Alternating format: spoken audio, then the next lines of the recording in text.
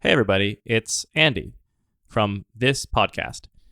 I usually do a joke at the beginning of the episode, and I just wanted to pop in real quick here and say I didn't have time this week to make a little funny bit intro. So I know some of you come here for laughs sometimes, and some come for the magic, and unfortunately this week it's just all magic, no jokes.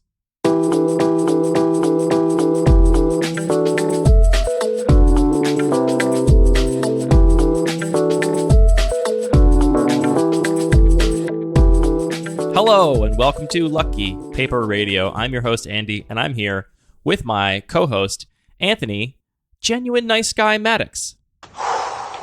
Nice. Oh, thanks.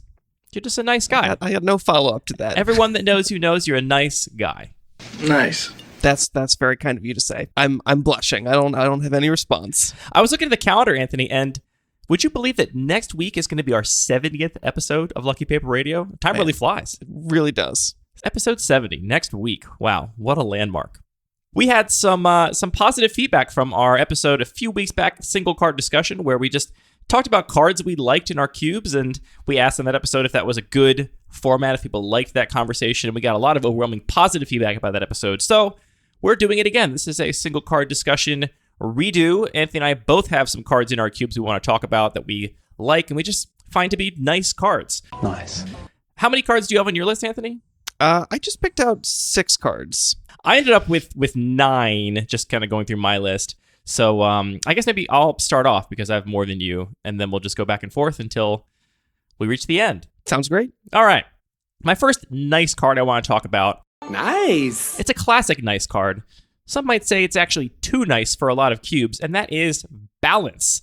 Balance is, of course, 1 and a white for a sorcery. It says each player chooses a number of lands he or she controls equal to the number of lands controlled by the player who controls the fewest, then sacrifices the rest. Players discard cards and sacrifice creatures the same way. Now, people that don't play with Balance a lot, Anthony, might look at this and think, this is a symmetrical effect. And in some ways, it is kind of symmetrical. But in reality, there's always somebody that comes out on top and always somebody that comes out on bottom. And I think this can leave a bad taste in some people's mouths when they're the one on the bottom. But if you play your cards right, maybe you get to be on top next time.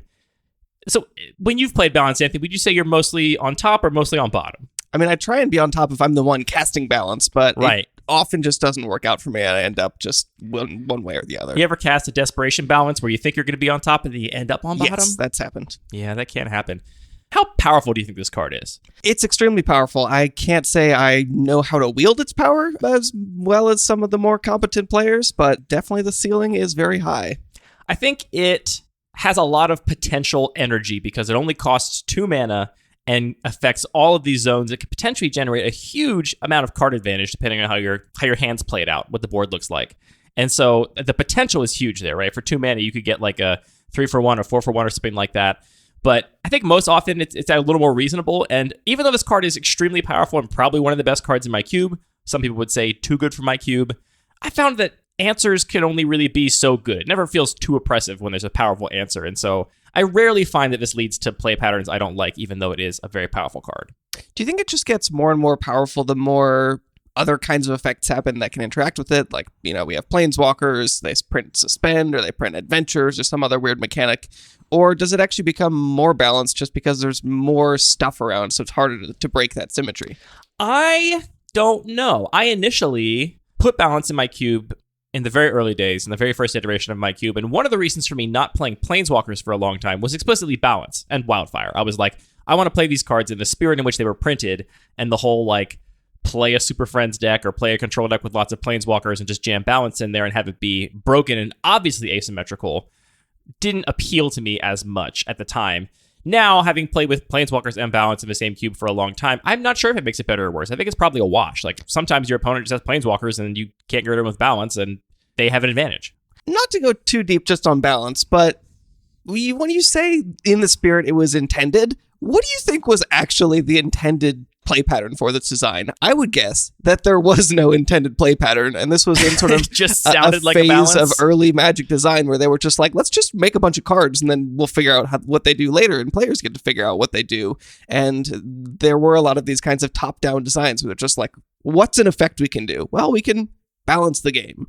To me, that is the spirit it's intended, like balance the game. And sometimes you cast balance and it can be a blowout. Sometimes it genuinely is like, all right, well, I killed 2 of your creatures, but I also have to discard 3 cards, and it kind of comes out a little bit in the wash and does kind of just reset the game to a somewhat balanced state. I like the card because it is symmetrical and allows players to try and figure out the edge. The same way that perhaps in the spirit it was designed, it was like, all right, here's a thing that is ostensibly balanced, but, go forth players and try and break that symmetry and find a way to make this explicitly imbalanced. Nice. Nice!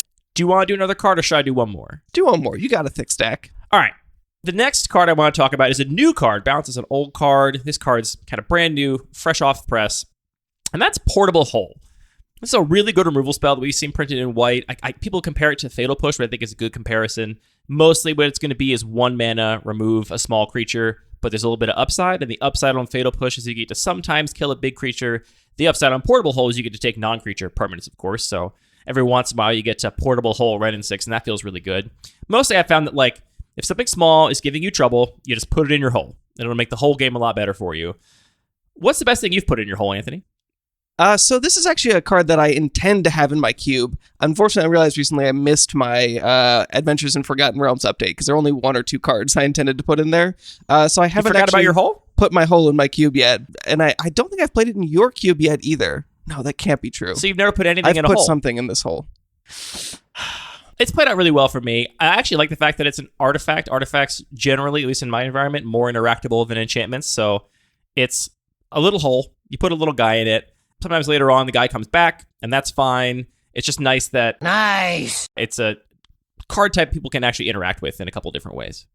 Yeah, I mean, I really like those kinds of blowout moments, to be honest, when somebody destroys the hole at instant speed and they get to buy back something at a relevant moment. I know that that's not your favorite kind of gameplay, but I feel like it just adds such an interesting tension and opportunities for big splashy plays. Well, that's part of the reason why among these kinds of effects, I like Portable Hole. Right, because it's only going to do small things. There's sort of a ceiling to how much of a blowout that can be. Precisely, yeah. So it kind of fits right in this perfect slot for me.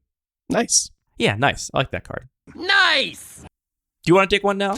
Sure. So I went through my list. We talked about doing the single card discussion, and I tried to just grab a couple cards that I think we haven't really talked about yet. Honestly, this is getting harder and harder to have these kinds of conversations about my cube, which is very low power. A lot of these are fairly simple effects that I just want to sort of create that experience of a wizard battle, and it's not these really complicated cards. And I feel like more and more the power level's gotten more narrow, and I've ended up rounding off a lot of the interesting edges, and some of the things I was really excited to play are kind of just not in the cube anymore. So I'm looking through it. It's these are all just kind of regular cards.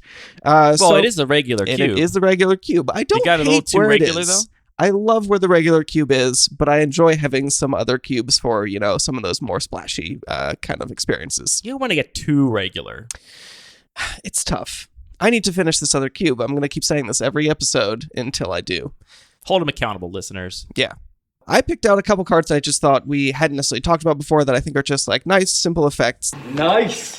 That I think fit really well in this particular environment. And the first one is Dryad Greenseeker. Do you remember this guy? I sure do. So this is a 2-mana 1/3 from M19. It has tap. Look at the top card of your library. If it's a land card, you may reveal it and put it into your hand.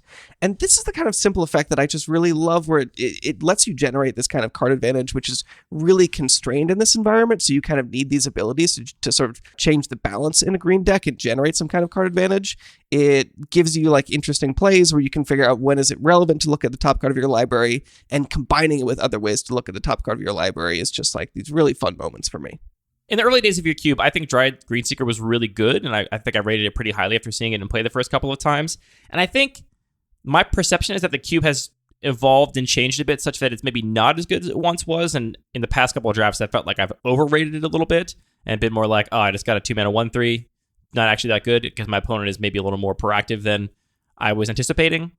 I'm not sure where it sits now, which is maybe the perfect place for a card to be. You got to figure it out. I think I agree. It's definitely a little bit below average, which is where I want every card in the regular cube to be.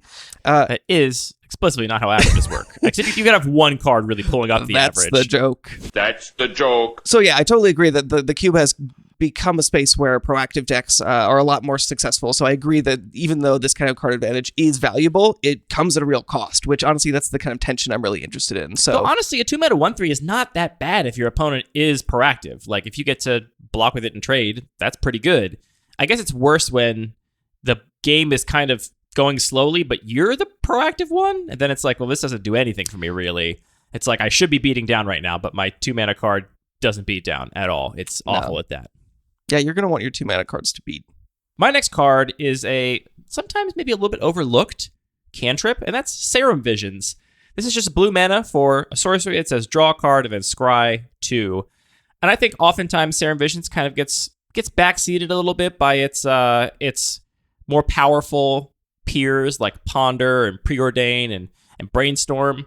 But I do really like the play patterns of a Serum Visions. You draw that card immediately, and then the scry 2, it's on turn 1. You are not going to do anything else with that mana anyway, right? Like, you're spending your 1 mana to draw a card. It actually doesn't really matter what that card is, aside from it being like, I don't know, a 6-mana card you just actively don't want to draw until the very late game. It's fine to just draw your next card without getting the card selection first. You get to scry 2 then and just really stack your next couple draws and make sure that you don't miss your land drops in the early game, whatever. And then late in the game, the scry is sometimes even more valuable. Obviously, you'd want, when you have an extra mana up, ideally to have that scry happen first, get card selection first, so you draw the action now. But those scries become even more valuable when you don't need to draw lands anymore, and you just bottom them and keep digging through your deck for action. So, yeah, I just want to, give a little shout out to Serum Visions that's still out here doing its thing.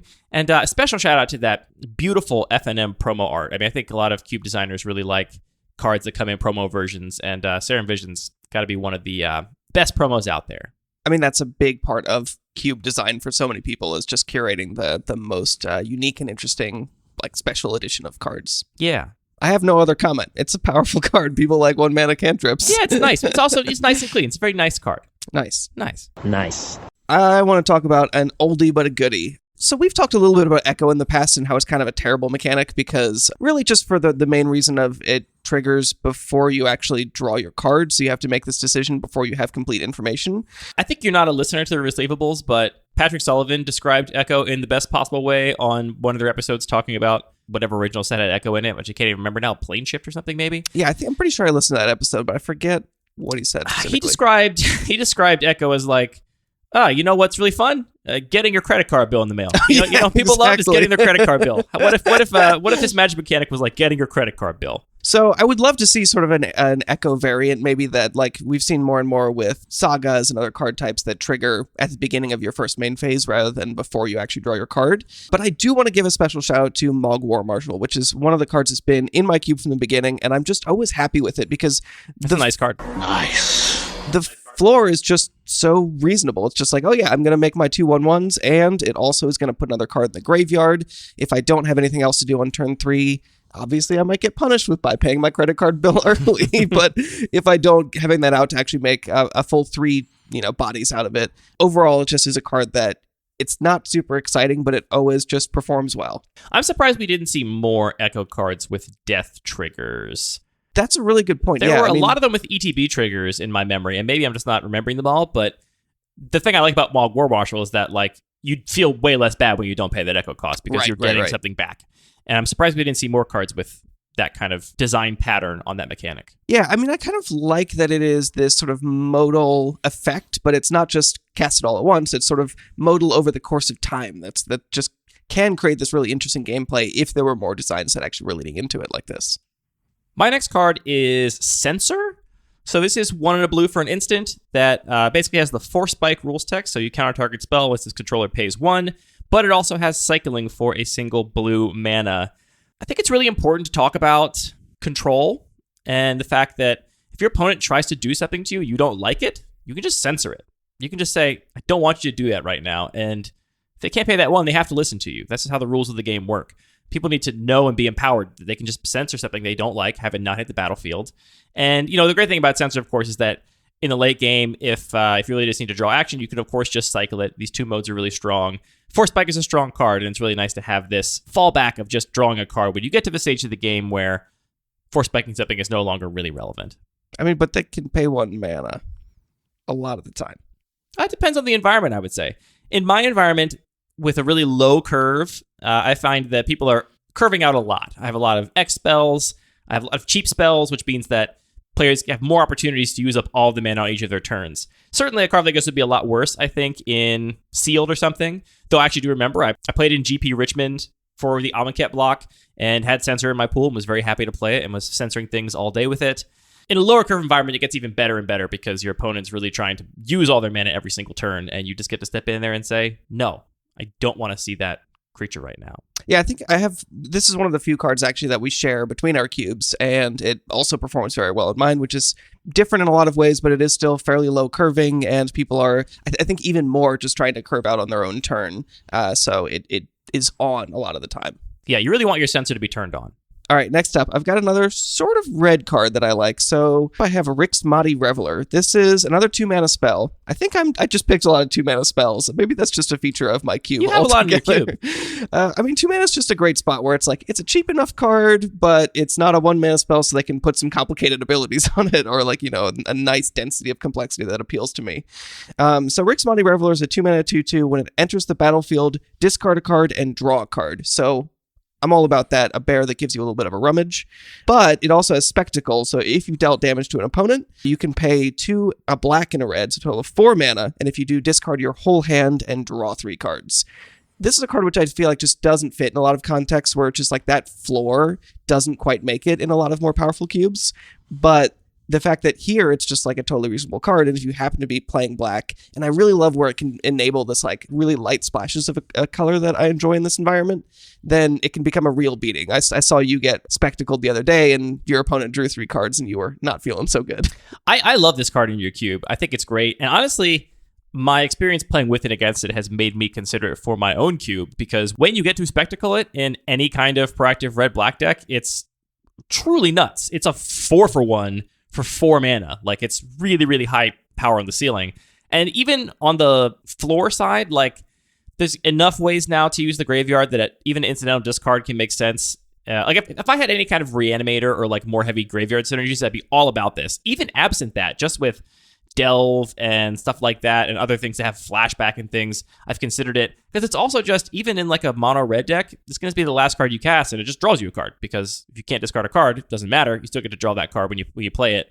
So I think the card's very good, and I love playing it in your cube. I wish we had more cards like this that had reasonable monocolored baselines, where, like, in one color you're happy to play this card, it's a fine playable, with this, like, gold upside, where I have oftentimes in your cube splashed that black activation on the Spectacle cost, and if I don't get there, it's fine. It's not like I played a card I can't cast if I don't hit my splash mana, but if I do, then I get the opportunity to really get in there and make this card extra valuable. So I really like that play pattern of a card that is solid baseline with this fun potential ceiling that you have to work a little bit to turn on. Yeah, exactly. And I have at least one more of those on my list. And that really also fits in well with sort of the way and what appeals to me about the mana base in this cube, where I love the idea of you justifying, well, I'm going to play this bounce land or this canopy land that's only on one of my main colors, but you kind of get to justify it by combining one of those plus this kind of like light splash card that still has a reasonable floor if you don't hit it. Just gives you these kinds of clever feelings when you're building your deck, and like, oh, every once in a while I'll get here and be able to do this.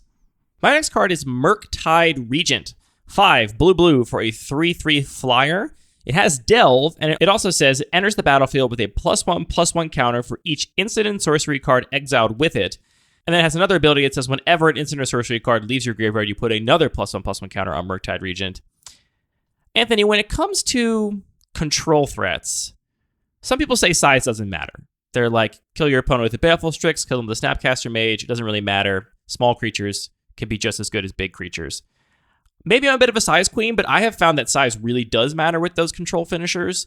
And getting a 2-mana 8/8 flyer, which has happened a non-insignificant number of times in my own environment since Murktide Regent was added with Modern Horizons 2, has proved invaluable.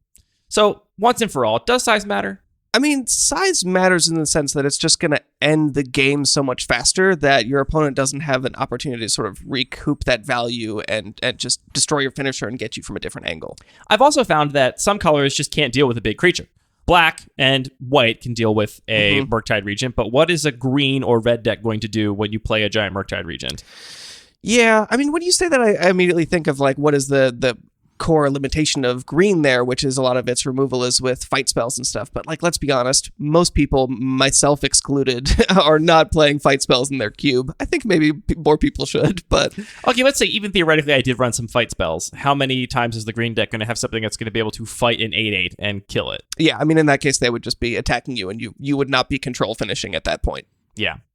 So I found the size does matter because, not just because it ends the game faster, which is very relevant, but also because, at least in my environment, it puts it basically completely out of reach of some decks. Like your red deck that's got all burn-based removal is going to be staring down a 7/7 like, ugh, I hope I can trick my opponent into blocking one of my big creatures and then spend 2 burn spells on this thing to get it off the battlefield, and that's a really bad it's a real bad deal for them if they have to do it. And even against those colors that do have access to that removal with more reach, I think more and more we're seeing these sort of limited designs that are high efficiency, which is very appealing to a lot of cube designers. I mean, we just talked about portable hole. Yep. You're not going to be able to get this dragon in your hole. Absolutely not. This dragon's way too big for your hole. That's a bad dragon.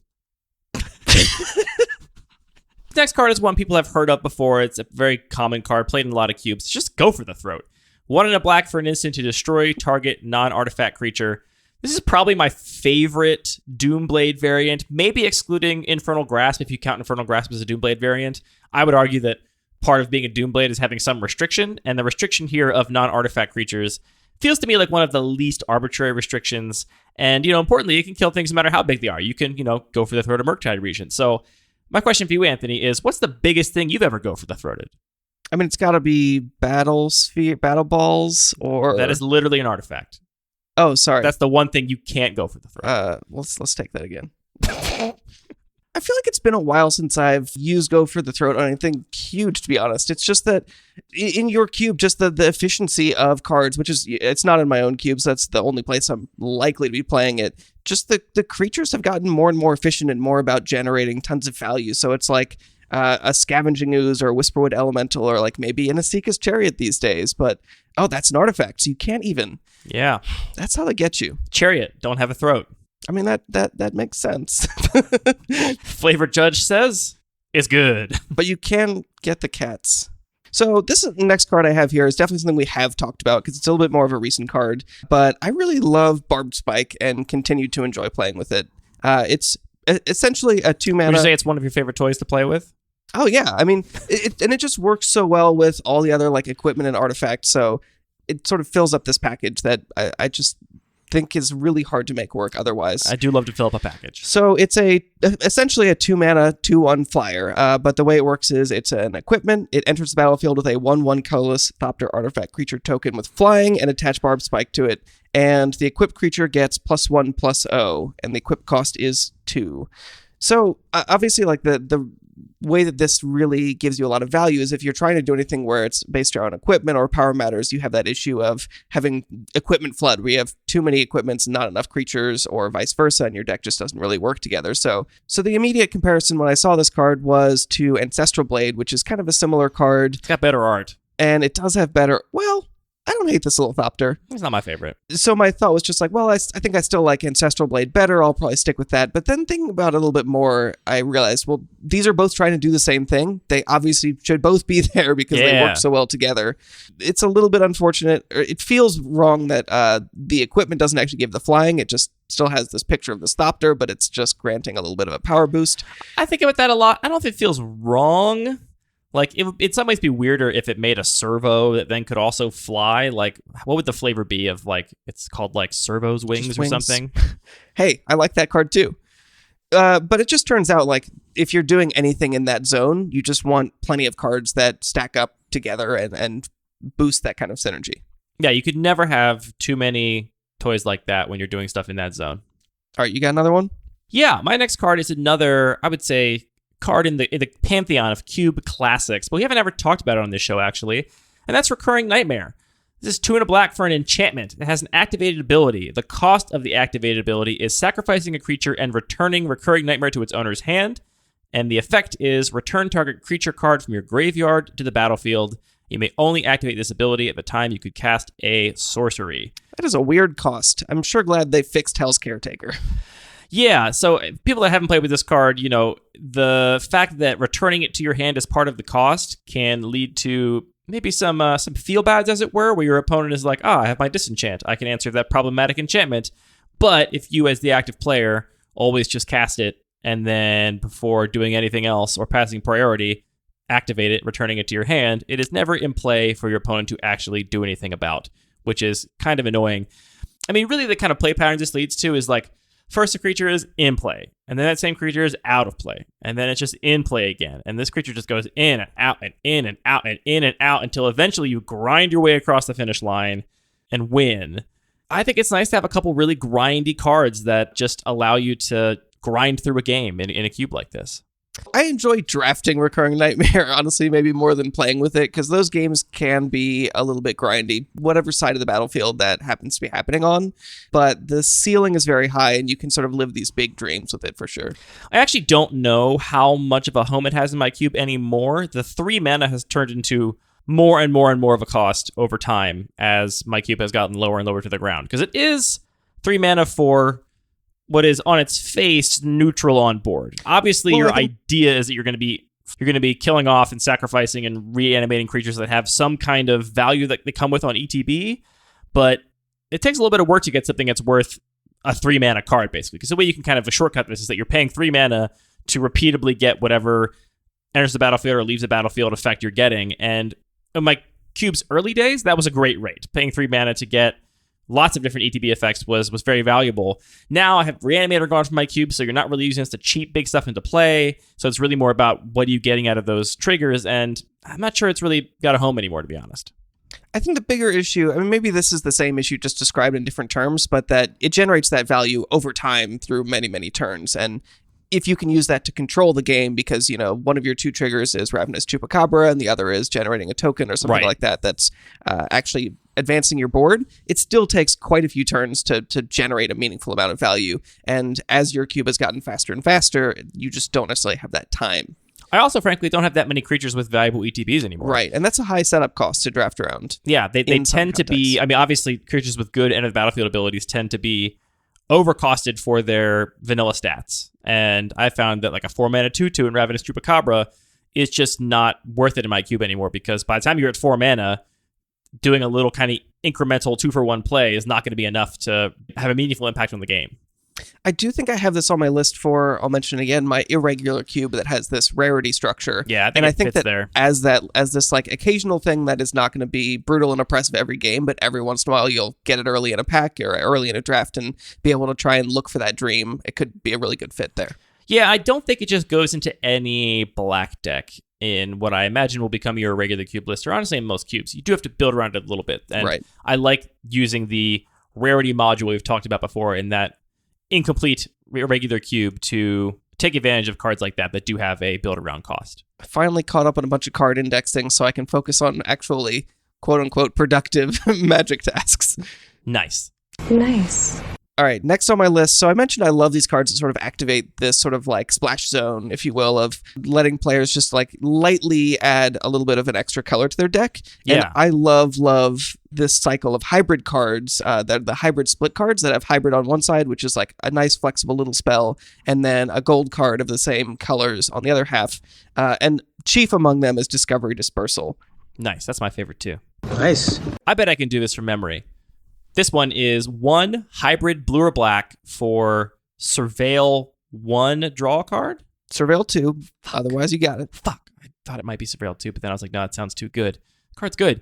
And then Dispersal is 3 black blue for each opponent returns a permanent of the highest mana value to their hand and then discards a card. Specifically non-land permanent, but otherwise correct.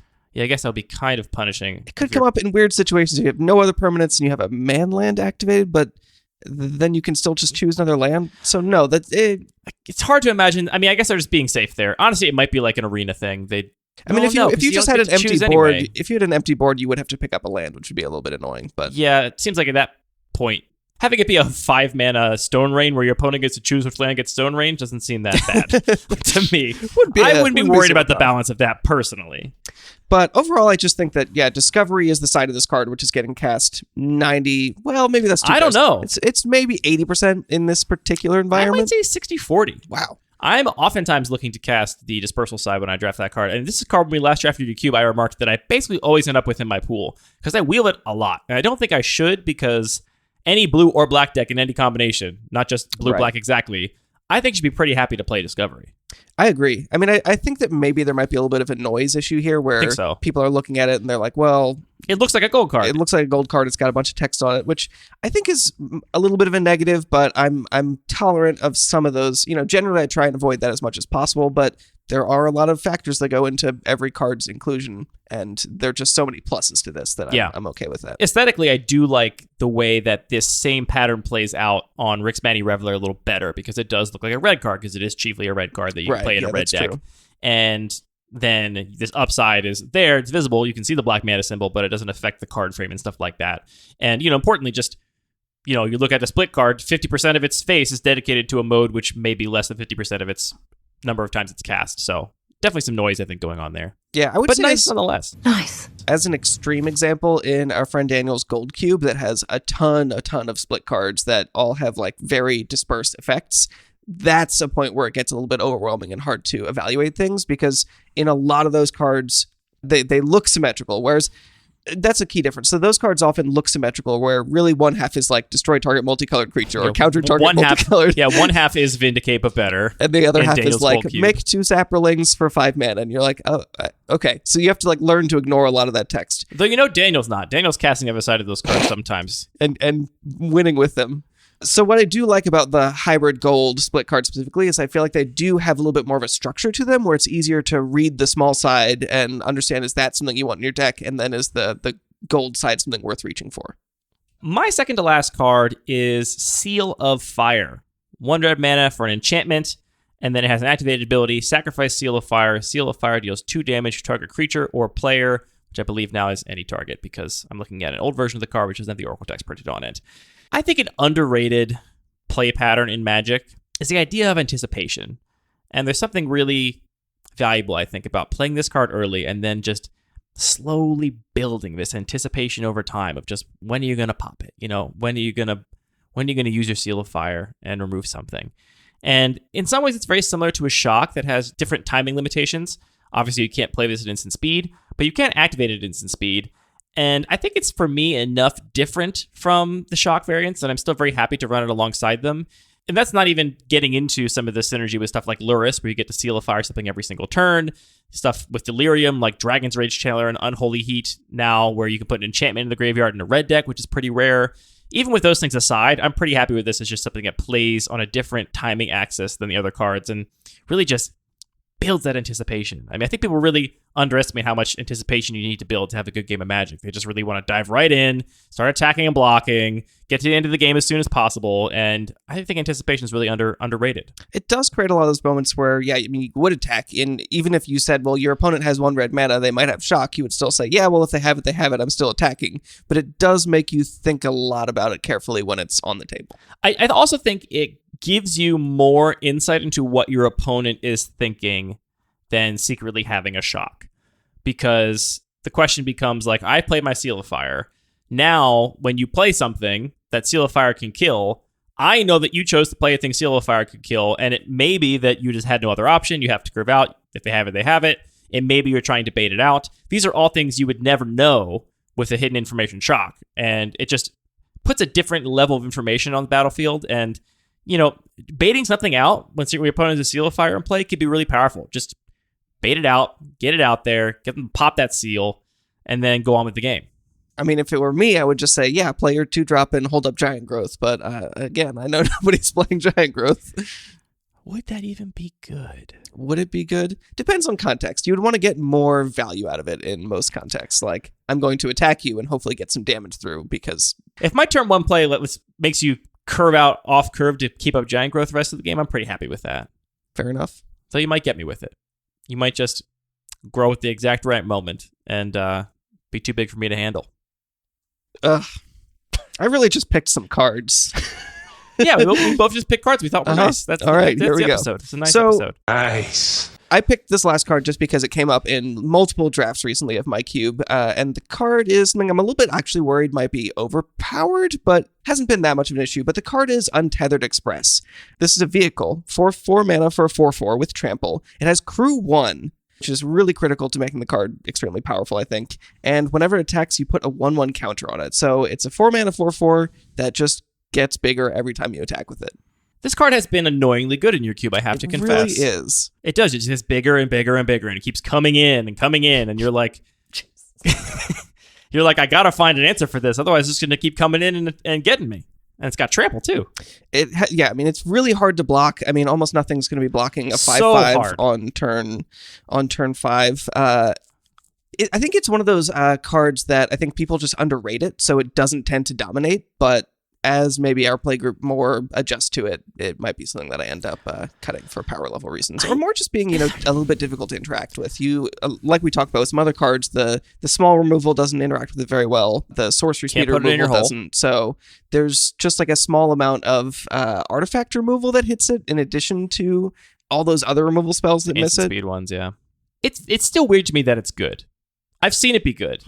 And I agree that it's underrated, and I will confess it's underrated by exactly me. I'm not taking this card very highly, and yet I continue to die to it. Is there really no other threats at 4 mana that will just take over the game if they're not answered in your cube? I feel like your cube is full of those, and this is just another one of those. It's colorless, which is kind of nice, I guess, but it doesn't feel particularly special. What makes this different from Shalai, Voice of Plenty, or Dungeon Geists, or even Curator of Mysteries? I mean, a 4/4 flyer can attack you every single turn. The train's not going to kill you that much faster. What is this better than these cards, or what's the difference here? I think you might be right that there isn't maybe a huge difference, and this is actually something that came up in the last draft, that maybe the 4 mana spot is a little bit above rate for a lot of the cards that are in this cube, and that might be one of the reasons. Actually, I think that's actually a great point why it doesn't show up that much, just because even though they are powerful, you don't want that many 4s, so you're kind of choosing between those, and those are the cards that are often going to have a big impact in this environment. I think really just the fact that it is very hard to block. Tokens are a viable strategy for trying to deal with large stuff, and so the combination of the trample and dodging sorcery speed removal adds up to just a really meaningful threat.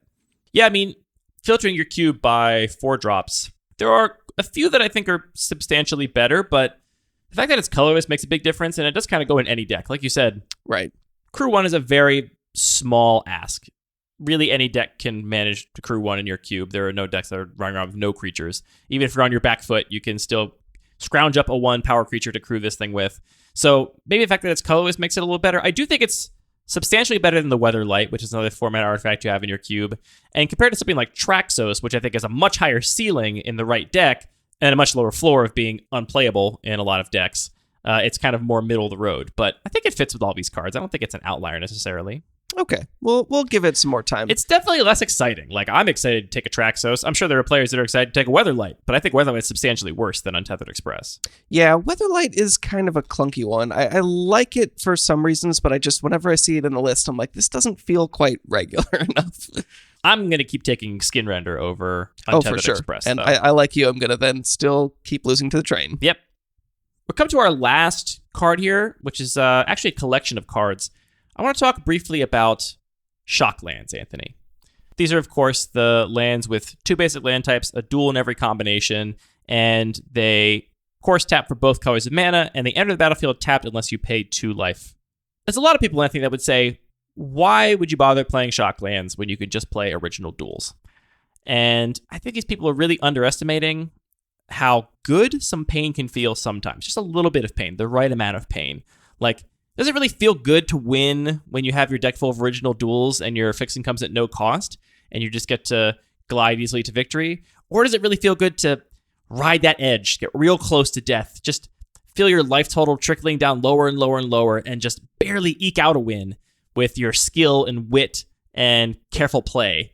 And to me, I really love that the Shocklands have a cost to mana fixing and prefer them from a design perspective over original duels, even though the duels are more powerful, because I think people underestimate how valuable, as a cube designer, how good pain can be sometimes. I mean, I think that tension and like the actual fact that they have a cost is just, it adds meaningful decision making rather than just like, yeah, I've got this duel, I'm always going to fetch it. There's no reason not for me to fetch it, and I don't have to make a choice about it.